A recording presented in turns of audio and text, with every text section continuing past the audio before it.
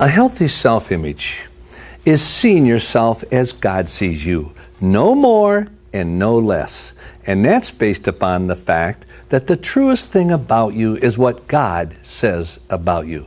Now the question is, in the Word of God, in the divine instruments of the manual of our Creator, of who we are, what does God say is true about you and about me?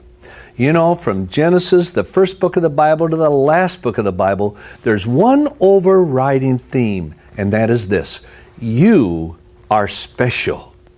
You say, well, John, I don't feel special. Well, I'm not talking about how you feel.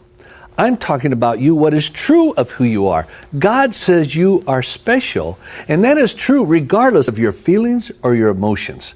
Now, what are you going to trust as the truest thing about you? What God says, or your own feelings and emotions? He says you are special. Listen to some of the things that God, in the ways that God describes you. He says, remember that the Lord rescued you to become His own people and special possession. That is what you are today. Wow! A special possession of the Creator of the universe. And then God goes on and says, you are precious to me. You are honored, and I love you. Have you ever wanted to feel precious to someone? Well, to God you are. And then He said, He led me to a place of safety.